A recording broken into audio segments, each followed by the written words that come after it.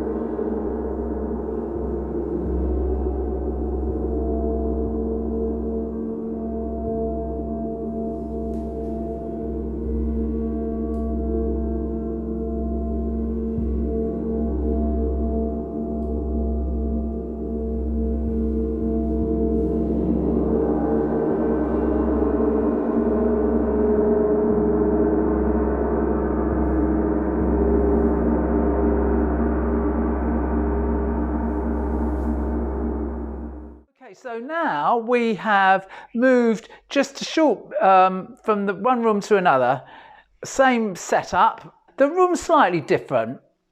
It's slightly smaller.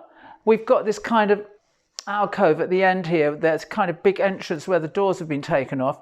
But the point really is the thing that's going to make the big difference to the sound, as we've got walls and ceiling just the same with the wood ceiling and the wood walls, is this floor here.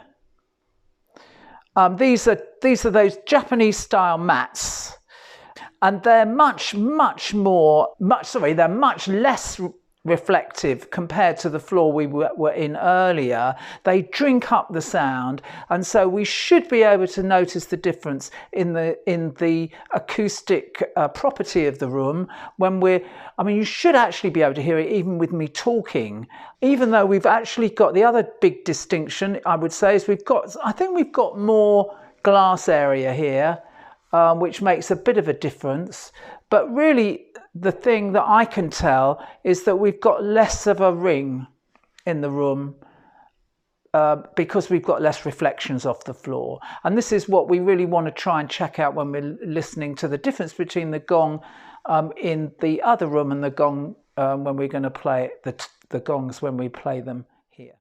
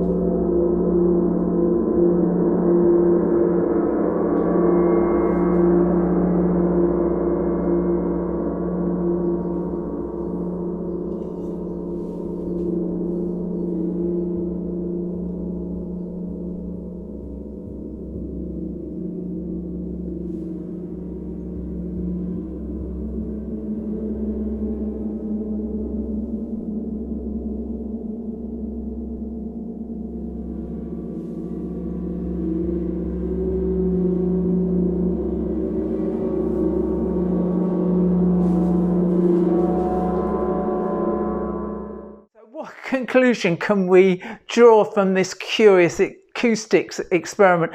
Well, unlike you viewers who've already, I think, had the opportunity to hear the two recordings, I haven't heard them yet. I've just got my experiences to share with you. I've also, whilst we had the camera off, asked the couple of people who've been with us in the room, our gracious hosts, what they thought, and also my student thought of the difference of the sound and which one they preferred. And it kind of, you know, most of them said they liked it in both rooms. So that was nice, but not helpful from the point of view of us trying to kind of synthesize the conclusion of the differences. From my point of view, I'm hoping that you could hear the difference between the rooms, whichever one you might have preferred. The second recording was a lot drier, we call it in acoustic terms.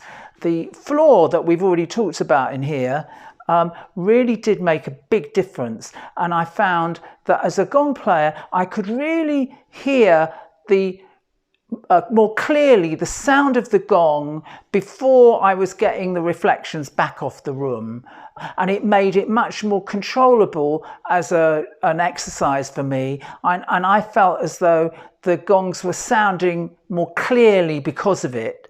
So from my point of view, this is the second room was a better room, a better experience for me to play in, but maybe everybody was just being polite that they liked it in both rooms, but there we are. Maybe different people have got different perspective on it. And of course, the other thing is that we're playing in pretty empty rooms, which if we'd had the floors completely filled with people lying down, that would have drunk up a lot of the sound and made it very different. But from the point of view of this experiment, to have a fairly empty room really, for me, brought out how powerfully different the sound is in one room to another, with just one factor taken, changed: the floor. Reflective floor, absorbent floor, and we've got an amazingly different sound. I hope you were able to see the difference.